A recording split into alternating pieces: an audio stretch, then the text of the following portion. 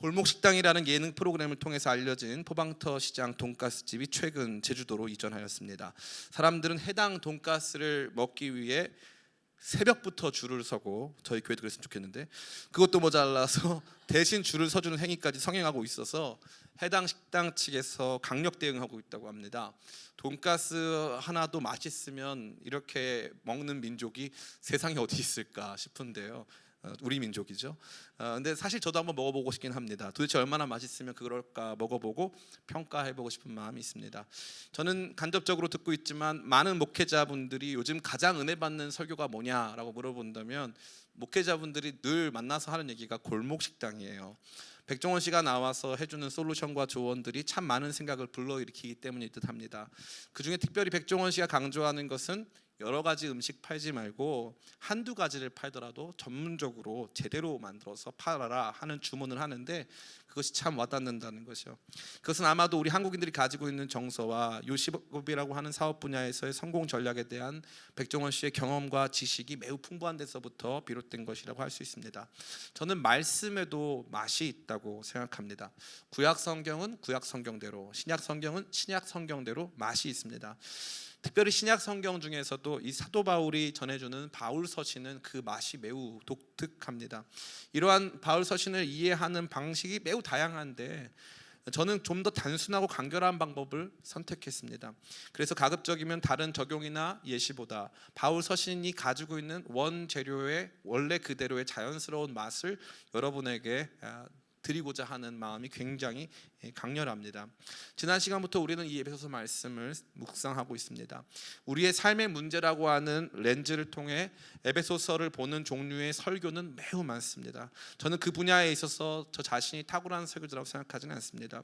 그러나 그나마 제가 할 수 있는 것은 성경 본문의 문맥과 내용 그대로를 여러분에게 설명하고, 삶의 문제가 아니라 성경 말씀이 우리의 렌즈가 되어 도리어 성경이 우리를 조망하고 우리를 보게 하는 일들을 경험하게 해드리는 것 정도라고 생각합니다. 지난 시간 우리는 사도 바울의 찬양을 보았습니다. 하늘에 속한 신령한 복이 그리스도 안에서 우리 가운데 주어졌음을 사도 바울이 찬양으로 주님 앞에 올려 드렸습니다. 저는 이 부분이 참 너무나도 아름답습니다. 제가 지난주에 말씀드린 것처럼 사도 바울의 서신은 정확하게 두 부분으로 나눠지는데, 사도 바울의 직설법, 사도 바울이 우리가 받은 은혜에 대해서 설명하는 부분이 있는데 설명을 그냥 하는 게 아니고 찬양을 하면서 하는 것이죠. 대개 세상에 두 부류의 사람이 있는 것 같아요. 어떤 사람이 있으면 그 식당 맛있었어? 라고 물어보면은 그냥 뭐 맛있었어요 라고 대답하는 사람이 있는가 하면, 어떤 사람은 일단 그 식당에 가니까 밑반찬을 내어주는데 밑반찬의 상태가 굉장히 좋았고 굉장히 이 간을 잘 본 상태에서 먹었는데 식감이 너무 뛰어났다, 그래서 지금 우리 모두로 하여금 그 식당이 어디냐 라고 이렇게 말하게끔 하는, 그래가지고 뭐라고 하냐면은 어려운 말로 theology, 신학은 doxology, 송영이다 이렇게 말해요. 하나님을 향한, 우리가 하나님을 믿고 따르고 그분 안에서 받은 은혜에 대해서 고백하는 것이 감사로 충만한 송영, 감사로 충만한 찬양이 되어야 한다는 것을 저와 여러분에게 말해주고 있는 것이죠. 이제 지난주에 살펴봤던 이러한 찬양, 그 제목은 바로 주 안에 있는 나에게라고 말씀드렸습니다. 그러한 찬양을 넘어서서 이제 이 찬양은 기도로 이어지고 있습니다. 그 찬양이 우리로 하여금 그 찬양에 동참하게끔 하는 기도로 나아가게 만들고 있다는 것이죠. 아무쪼록 오늘 말씀을 통해서 저와 여러분 모두 안에서 사도 바울과 같은 찬양이 울려 퍼지도록 우리가 추구하고 구하고 바라고 소망해야 될 것들이 다시 한번 회복되는 귀한 시간 되기를 예수님의 이름으로 축원합니다. 할렐루야, 감사합니다. 우리 이런 게 약해요. 그래서 아멘이 좀 세고 해야 되는데 많이 약합니다. 오늘 본문은 크게 두 부분으로 생각해 볼 수 있습니다. 우선적으로 사도 바울은 갑자기 기도를 합니다. 갑자기 기도를 해요. 우리 같이 한번 읽어봤으면 좋겠습니다. 예, 우리 16절, 17절 같이 한번 읽어보겠습니다. 시작. 내가 기도할 때 기억하며 너희로 말미암아 감사하기를 그치지 아니하고 우리 주 예수 그리스도의 하나님 영광의 아버지께서 지혜와 계시의 영을 너희에게 주사 하나님을 알게 하시고. 아멘. 찬양이 독백이라면, 혼자서 하나님께 올려드리는 것이라면, 기도는 조금 더 대화에 가깝다 할 수 있습니다. 특별히 기록된 기도를 그냥 우리가 말로 버벌 이렇게 말로 하는 것 말고 기도가 기록되어 있다는 것은 단순히 이 기도를 한 번 한다는 게 아니라 계속적으로 너와 내가 우리 모두가 함께 한다는 것을 의미하는 것입니다. 그렇기 때문에 기도는 일종의 중간 다리 역할을 하는데 한편으로는 그 내용을 하나님께 올려드리면서 다른 한편으로는 그것을 듣고 혹은 읽고 있는 우리 모두가 그러한 내용으로 바라고 추구하고 살아가도록 요청하고 있는 것입니다. 사도 바울이 그렇게 저와 여러분에게 들려주고 있는 기도의 내용, 우리가 해야 하고 사도 바울이 했던 기도의 내용은 무엇일까요? 1차적으로 사도 바울은 우리로 하나님을 알게 해달라고 기도합니다. 17절 말씀 같이 한번 읽어보겠습니다. 시작. 우리 주 예수 그리스도의 하나님 영광의 아버지께서 지혜와 계시의 영을 너희에게 주사 하나님을 알게 하시고. 아멘. 이 기도는 우리가 하나님을 알아야 한다고 얘기해주고 있습니다. 특별히 여기에 등장하는 하나님을 알게 하시고의 원문에 보면은 하나님을 알다라는 단어가 있는데 이게 동사가 아니고 명사로 쓰였어요. 그래서 하나님에 대한 지식을 갖다는 건데 일반적으로 헬라어에서 지식을 뜻할 때는 그노시스라는 단어를 씁니다. 그런데 여기에는 그 단어가 아니에요. 매우 독특한 단어인데 에피그노시스라는 단어가 쓰였어요. 그 말은 뭐냐면 하나님을 완전 철저하게 더 자세히 친밀하게 알고 이해한다는 뜻이에요. 너희를 위해서 기도하는데, 에베소 교회를 위해서 기도하는데 여러분들이 하나님을 알았으면 좋겠습니다. 그냥 아는 거 말고 더 깊이, 더 자세하게, 더 정확하게 그것이 어떠한 것인가를 더 분명하게 여러분들이 알았으면 좋겠습니다 라고 여러분을 더 깊은 차원으로 초청하며 기도하고 있는 것입니다. 많은 사람들이 신앙생활을 하고 교회를 다니고 교회 공동체에 속해 있지만 하나님을 아는 알의 깊이가 너무 적습니다. 그렇기 때문에 하나님을 제대로 이해하지 못하고 알지 못하기 때문에 자기가 생각하는 하나님의 관념에 따라서 하나님을 섬기고 그분께서 원하시는 삶을 살아가는 것이죠. 근데 사도 바울은 그 정도 차원으로 만족할 수 없다는 것이죠. 여러분이 하나님에 대해서 얼만큼 알고 있든지 그 이상을 알아야 한다고 말해주는 것입니다. 여러분이 아는, 그저 들은 그런 하나님이 아니고 그 하나님을 더 깊이, 더 깊숙이 알아야 한다는 것이죠. 저희 교회는 지금 주일 오후 예배와 수요 예배를 통해서 사무엘상 말씀을 나누고 있어요. 매우 독특한 것은 사울, 이스라엘의 첫 번째 왕 사울은 단 한 번도 하나님을 나의 하나님이라고 고백해 본 적이 없습니다. 사울에게 하나님은 언제나 사무엘의 하나님이었어요. 당신의 하나님. 사울에게 언제나 하나님은 사무엘의 하나님이었지 자기 하나님이 아니었어요. 제가 보면서 우리 한국교회 문제가 뭐냐면은 우리 청년들이 대부분 모태신앙이에요. 모태신앙을 가지고 있다 보니까 하나님은 누구의 하나님이냐면 엄마 아빠의 하나님, 우리 교회 목사님의 하나님, 유명한 무슨 사역자들의 하나님이세요. 그래가지고 그분들은 하나님하고 친한데 나는 하나님하고 안 친하다. 그분을 잘 알지 못한다. 근데 그럼에도 불구하고 계속 지속적으로 교회 다니고 신앙생활을 하는 거죠. 하나님을 더 깊이 알아가려고 하는 노력과 수고는 감당하지 않고 있다는 것입니다. 그러나 사도 바울은 뭐라고 말합니까? 첫 번째 기도하는 내용이 뭐냐 하면 하나님께서 너희로 하여금 하나님을 알게 해달라고 기도하고 있다는 거죠. 그 알문 에피그노시스, 더 깊고 자세하고 섬세하고 다층적으로 하나님을 이해하게끔 해달라고 기도하고 있는 것입니다. 그러면 사도 바울이 이러한 하나님을 아는 것을 향하여서 기도할 때 요청하는 것이 하나 있거든요. 그게 뭡니까? 17절 말씀 다시 한번 읽어볼까요? 시작. 우리 주 예수 그리스도의 하나님 영광의 아버지께서 지혜와 계시의 영을 너희에게 주사 하나님을 알게 하시고. 아멘. 지혜와 계시란 단어는 정말 독특한 단어예요. 정말 독특한 단어. 지혜는 영어로 소피아라고 합니다. 소피아. 영어가 아니라 헬라어로 소피아라고 합니다. 이 소피아라고 하는 단어는 서양 사람들의 특징을 말해주는 거죠.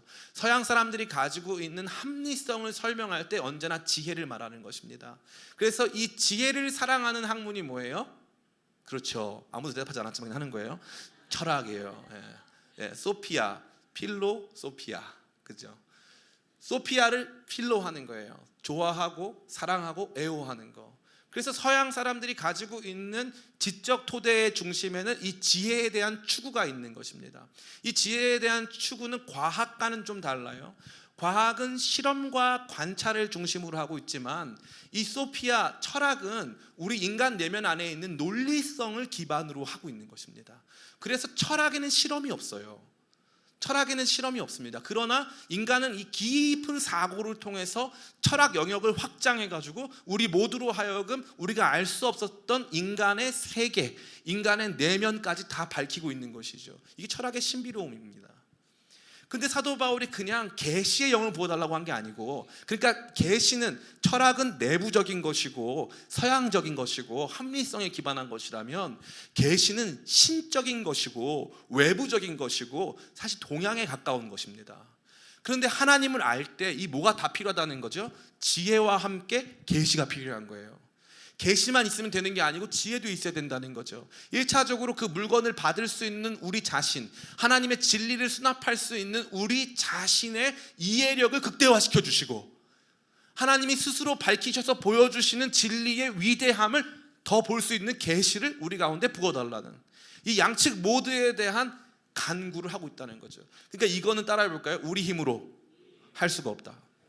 우리 힘으로 못하는 거예요. 하나님을 에피그노시스, 하나님을 더 깊이 이해하는 것은 지식, 지혜를 충만하게 열어가고 계시를 충만하게 받아야 되는데, 이것은 지혜와 계시의 영에 의한 것이라는 거죠. 사도 바울은 이것을 기도하고 있습니다. 저는 여러분들이 이것을 기도하게 되길 간절히 바랍니다. 어떤 분들 이런 얘기 하세요. 목사님, 저는 신앙생활 오래 했는데 믿음이 자라질 않아요. 믿음이 왜 안 자라는 줄 아세요? 믿음이 안 자라는 중요한 이유는 지혜와 계시의 영이 여러분 가운데 부어지지 않기 때문에 그래요. 지혜와 계시의 영이 부어지지 않는다는 것은 믿음은 내 힘으로 하겠다는 거죠. 믿음을 내 힘으로, 내가 주님을 알아가고 내가 선 자리에서 주님을 이해하겠다. 근데 계시의 말씀은 본 적도 없고 이 계시의 말씀을 수납할 수 있는 지혜조차 없는데 우리가 어떻게 주님을 향한 에피그노시스, 그 깊은 지식을 알 수 있단 말입니까? 이러한 내용을 사도 바울이 기도하고 있다는 거죠. 저는 여러분이 신앙생활 하면서 이 문제 해결해 주세요, 저 문제 해결해 주세요, 좋은 직장 보내주세요, 결혼 잘하게 해주세요, 좋은 대학 보내주세요, 이게 아니라 하나님 알게 해주세요. 지혜와 계시의 영을 내게 부어주셔서 내 내면의 모든 지적 활동이 주님을 향해서 열려서 이해하고 깨닫게 하여 주시옵고, 뿐만 아니라 계시가 내 안에 부어짐으로 말미암아 하나님을 알아가는 지식의 깊이가 충만해질 수 있도록 도와주세요. 그러면 재밌어요. 여러분들이 만약에 축구장에 갔다고 칩시다. 물론 자매님들은 싫어하시겠지만 그래도 갔다고 칩시다. 축구장에 갔는데 축구를 잘해야 재밌을까요? 못해도 재밌을까요? 못해도 재밌는 분들은 해맑은 분들이죠. 근데 그분이 우리 팀에 있을 땐 우리가 재미가 없어요. 재밌는 건 운동이나 뭐든지 잘하면 더 재밌어요. 잘하면 훨씬 재밌습니다. 신앙생활도 마찬가지예요. 신앙생활이 재미없는 이유가 뭔 줄 알아요? 못하니까 재미가 없는 거예요. 왜 못해지는 줄 알아요? 신앙생활에 필요한 것들을 구비하지 않기 때문에 그런 거예요. 전 초등학교 때, 제가 다닌 초등학교는 좋은 학교였어요. 서울 중심에 있는 용산초등학교, 엄청 좋은 학교입니다. 수영장이 있었어요. 학교에 수영장 있는 학교 손 들어보세요. 내려보세요. 괜찮아요. 저희는 있었어요. 저희 때는 많이 없었는데 우리 때는 있었어요. 일제시대 때부터 있던 학교들은 다 학교마다 수영장이 있었어요. 수영장이 있었는데 수영을 배웠어요. 좀 배우다가 의무로 하는 수영이기 때문에 대충 배웠습니다. 배우다가 보니까 수영을 꽤 하게 됐어요. 근데 어느 시점이 되니까 상승, 올라가진 않아요. 폼은 잡는데 제대로 수영을 못해요. 왜 그래요? 안 배워서. 안 배우면 딱 그 수준이에요. 신앙생활에서 난 더 이상 배우지 않겠다 선을 딱 거놓는 사람들이 있어요. 죄송한 표현인데 그런 분들은 신앙적으로 개선될 확률이 전혀 없습니다. 내가 아는 수준, 내가 경험한 수준, 내가 경험한 교회, 내가 경험한 사역, 거기에만 멈춰 있다면 우리는 제대로 하나님을 알고 섬길 수가 없는 것이죠. 그러나 사도 바울이 뭘 구합니까? 주님 지혜와 계시의 영을 주셔서 나로 하여금, 우리로 하여금 하나님을 에피그노시스, 더 깊고 자세히 알 수 있는 지식을 허락해달라고 구하고 있는 것입니다. 전 여러분들이 은혜를 더하기 위해 하나님을 알아가는 지식을, 지혜와 계시의 영을 통해 구하시기를 예수님의 이름으로 축원합니다. 뿐만 아니라 여기 두 번째가 재미있는데, 두 번째는 부르심의 소망과 그 기업의 영광의 풍성함을 알도록 기도합니다. 18절 말씀 같이 한번 읽어보겠습니다. 시작. 너희 마음의 눈을 밝히사 그 부르심의 소망이 무엇이며 성도 안에서 그 기업의 영광의 풍성함이 무엇이며. 너희의 마음의 눈을 밝히사 그 부르심의 소망이 무엇이며. 다시 말해서 여러분이 왜 불러졌냐, 하나님이 여러분을 왜 구원했냐, 그래서 하나님께서 기대하고 우리 가운데 주시고자 하는 것이 무엇이냐를 보게 하시고, 뿐만 아니라 성도 안에서 그 기업의 풍성함, 그 뭐냐면 우리가 상속받은 하나님께서 주신, 우리에게 주신 그 상속물이 얼마나 영광스럽고 풍성한 것이냐를 알게 해달라고 기도하고 있습니다. 이 내용은 매우 강력한데 특별히 이 마음이라고 하는 단어가 중요합니다. 18절에 너희의 마음의 눈을 밝히사. 이 헬라어에서는 이 마음에 대한 표현이 굉장히 다양하게 있는데, 앞서 설명드린 것처럼 헬라 자체가 서구권 국가고 그리스가 철학의 나라 아니겠습니까? 그래서 여기에서 이 마음, 마인드라고 쓰는 단어는 주로 누스라는 건데, 이거는 인간 수학적 능력을 말할 때 쓰는 단어예요. 논리적 능력, 수학적 능력. 그래서 마음 하면은 누스란 단어가 쓰였을 경우에는 마음의 새롭게 함을 받아들면 이성이 새로워지는 거예요. 지식이 새로워지거나 혹은 논리력이 새로워지는 것을 의미하는 거죠. 그런데 여기에 쓰인 단어는 그게 아니에요. 저는 여기서 이게 헬라어 안 읽고 이 말씀 준비할 때 마음의 눈을 밝히사, 이 밝히사는 언제나 이성적인 단어거든요. 그러니까 당연히 이 마음이 누스일 줄 알았어요. 그런데 이걸 자세히 읽어봤는데 이 마음은 누스가 아니고 이 마음은 카르디아라고 하는데, 우리의 마음을 의미할 때, 우리의 heart를 말할 때 말하는 단어예요. 바로 카르디아. 그래서 지금도 이 의과대학에서 심장과 관련된 단어는 다 뒤에 이 카르디아라는 단어가 붙어요.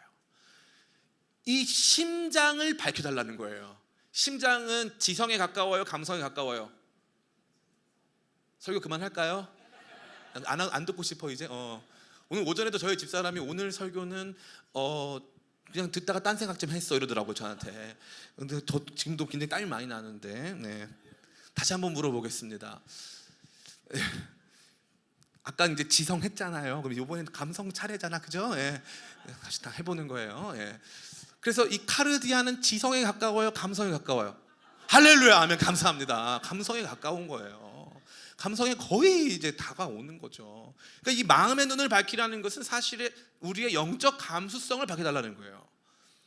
영적 공감 능력, 영적 감수성을 밝혀주셔서 부르심의 소망이 얼마나 크고 성도 안에서 그 기업의 영광의 풍성이 얼마나 큰지를 영적 감수성으로 받아들이게 하라는 거죠. 이 교회 안에서 어떤 분들이 많습니까? 이 많은 분들이 신앙생활을 하지만 영적 감수성이 완전히 메말라 버리신 분들이 계세요. 그래가지고 우리를 부르신 주님, 나를 그분의 자녀로 부르셨다, 그래서 하늘에 속한 신령한 복을 주셨다라고 고백해도 심장이 완전히 냉랭해져가지고 완전히 어두워져서 아무런 공감이 일어나지 않는 경우가 많이 있습니다. 제가 이 해외에 나가서 집회 같은 걸 하거나 또 이렇게 복음 전도 집회 같은 걸 할 때 하나님께서 어떨 때가 있냐면은, 제가 그때 요한복음 4장을 설교할 때였는데, 요한복음 4장에 보면 사마리아 수가성 여인이 이 12시 정오에 우물에 물기로 나오거든요. 근데 그 당시 아무도 정오에 물기로 나오는 사람이 없어요. 왜냐하면은 낮에 너무 덥기 때문에 아무도 활동을 안 합니다. 그래서 물을 언제 주로 기르냐? 아침이나 밤에 기르는 거예요. 근데 이 여성은 사람을 만나고 싶지가 않으니까 아침이나 밤에 못 나가니까 정오에 나간 거거든요. 근데 예수님께서 가서 그 여성에게 물을 달라고 하세요. 물을 달라고. 대신 그 여성에게 뭐라고 말씀하시면, 누구든지 나를 믿으면 그 배에서 생수의 강이 흐르리라. 네가 나한테 물 달라고 했을 것이다. 근데 예수님 무슨 상태? 예수님은 목마른 상태. 근데 이 여성은 물을 기르러 왔지만, 목말라서 기르러 온 거죠. 기르러 왔지만 실상 이 물로도 채워지지 않는 완전한 목마름의 상태. 근데 너무 공교롭게도 예수님의 가상칠언이라는 게 있어요. 십자가 위에서의 7가지 말씀이 있는데, 거기 보면 내가 목마르다라는 단어가 있거든요. 내가 목마르다라는 말이 있어요. 근데 그 말이 유일하게 요한복음에만 나와요. 유일하게 예수님이 누구든지 나를 믿으면 그 배에서 생수의 강이 흘러넘치리라 말씀하신 것도 요한복음이에요. 예수님은 요한복음에서 생수의 강을 주시는 생수의 강의 원천이세요. 근데 예수님이 그 여성에게 나한테 물 좀 줄래? 정오에 그 여성 만나러 뜨거운 태양을 맞고 걸어가시다가 우물가에 털썩 주저앉으신 다음에 물을 달라고 하는 거죠. 주님은 우리에게 물 주시기 위해 예수님은 목말라지신 상태죠. 그래가지고 내가 목마르다, 예수님 말씀하신 거죠. 우리한테 생명의 물을 주시기 위해. 근데 이 설교를 했어요. 여러분들 가만히 아무렇지 않잖아요, 그죠? 아무렇지 않잖아요. 그런데 아프리카 케냐에서 우리 스트리트 보이즈라고 그래가지고 그 친구들한테 이 설교를 했는데 막 울어요. 예수님 나 때문에 목마르다는 거예요. 그 왜 그런 거예요? 그들의 카르디아, 그들의 허트가 밝아지기 시작했어요. 눈이 떠지는 거예요. 주님의 위대한 사랑과 은혜에 대해서 공감 능력이 생기는 거죠. 이 아이들과 어른들의 차이가 뭡니까? 특별히 남자아이들 같은 경우는 4살 정도 되는 아이들은 공감 능력이 전혀 없어요. 막 로켓 막 부시고 막 그러잖아요. 와! 로켓가 얼마나 아플까 생각해 본 적이 없어. 공감 능력, 엄마가 엄마 아파 그러면 4살짜리들이 호 이렇게 안 해주잖아. 그죠? 여자아이들은 주로 해줍니다. 남자애들은 몰라 그러고 막 남자도 웃지 마세요. 다 우리가 그런 사람들이었다는 거죠. 나이가 먹으면서 어떤 일이 발생합니까? 공감이 되는 거예요. 누군가의 아픔에. 왜요? 우리의 마음의 눈이 밝아진 거예요. 거룩한 공감이 생기기 시작하는 거죠. 신앙이 딱 그거예요. 딱 그거예요. 마음의 눈이 밝아지지 않으면 부르심의 소망이 뭔지도 모르고, 마음의 눈이 밝아지지 않으면 우리가 받은 영광스러운 기업의 가치가 뭔지도 모르는 거죠. 그래서 그냥 아무런 감각 없이 무감각하게 그냥 신앙생활 하는 거예요. 교회 왔다 갔다 거리면서. 봉사활동하러 온 거죠. 공동체 활동하러 오는 거죠. 사도 바울 뭐라고 합니까? 주님 우리의 마음의 눈을 밝혀주시옵소서.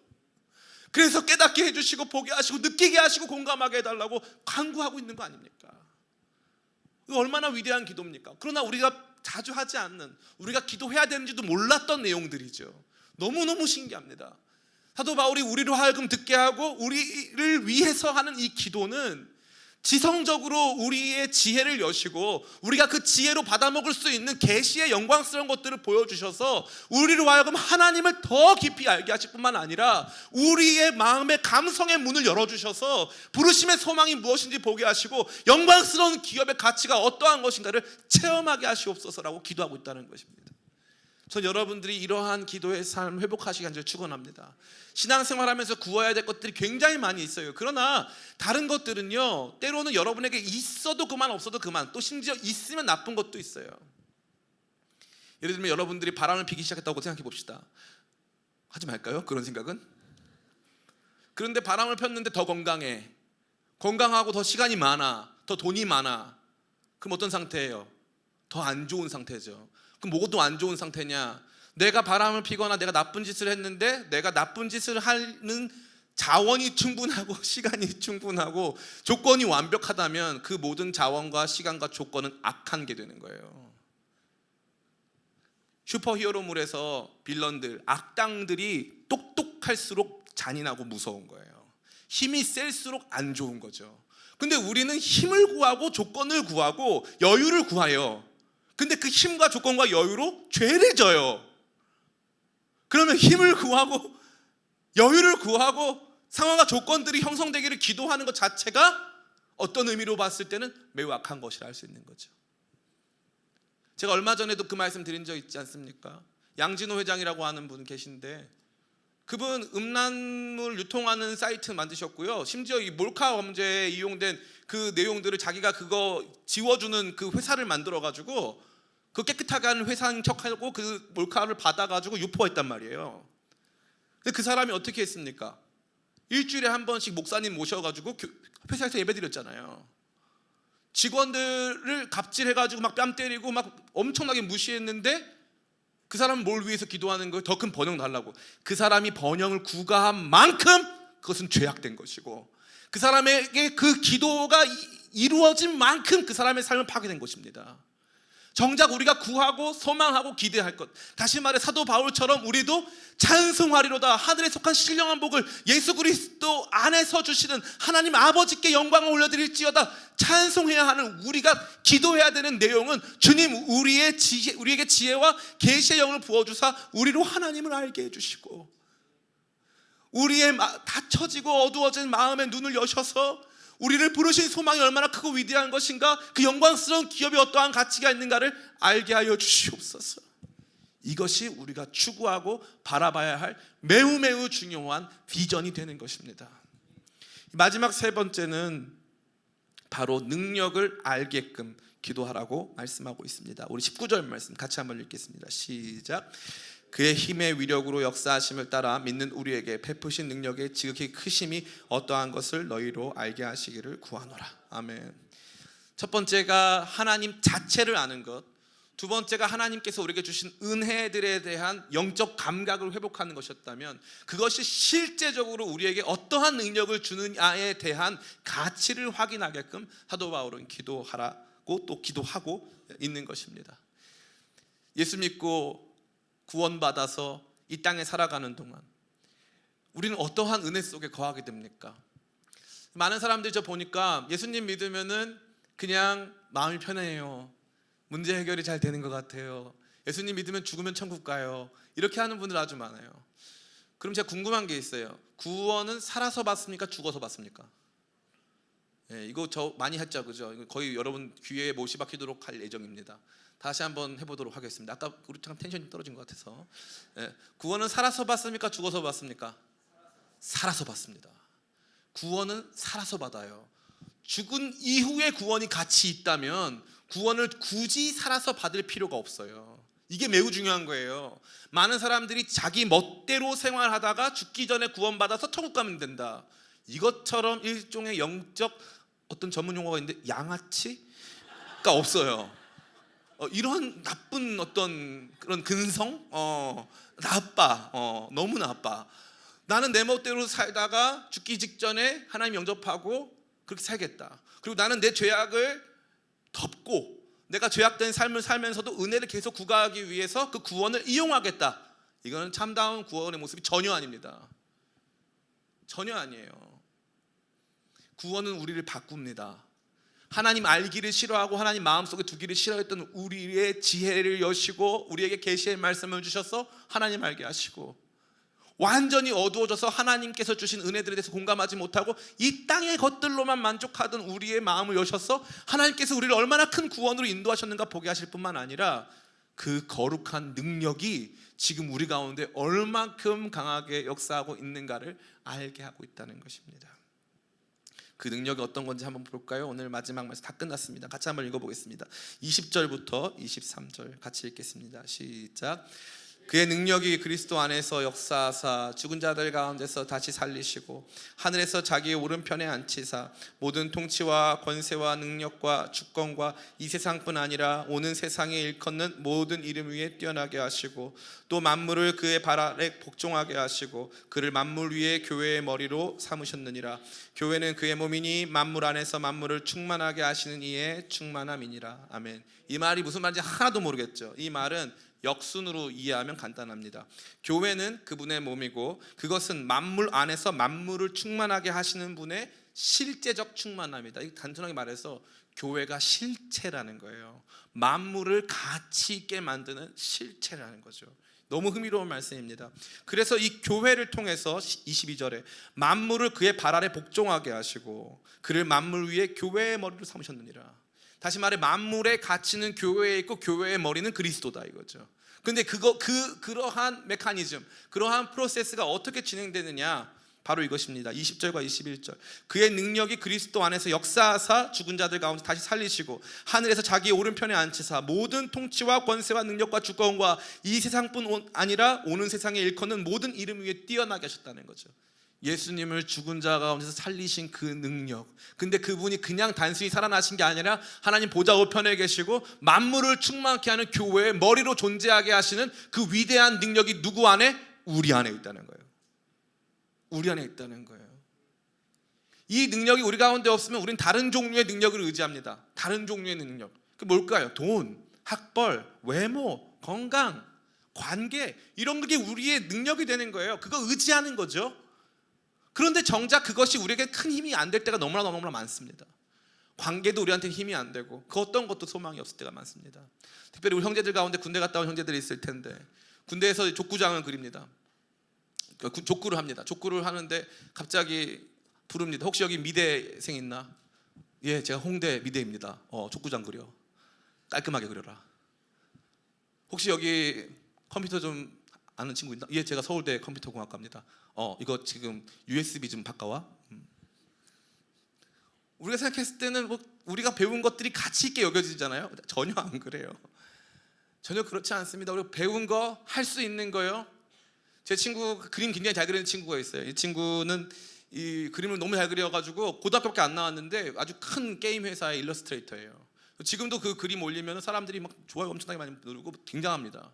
자기 어릴 때부터 할 줄 아는 거 그림 그리기밖에 없었어요. 그 친구가 맨날 밥 먹으면서 하는 말이 뭐냐면은 나는 내 오른손 믿어. 자기 오른손으로 그림 그리니까. 근데 그 친구가 질병이 왔어요. 그래가지고 이 간 수치가 올라가고 막 하니까 두려워하더라고요. 그럼 뭘 믿고 사세요? 우리가 지혜와 계시의 영에 의해 하나님을 알게 되고 우리 안에 있는 우리의 내적인 영적 감수성의 눈이 열려서 그 부르심의 소망과 영광스러운 기업의 가치를 발견하게 되면 우리 안에 일어나는 역사의 중심에 나의 능력이 아닌 예수 그리스도를 죽음 가운데서 살리신 하나님 아버지의 능력이 우리 가운데 있음을 보게 된다는 거예요.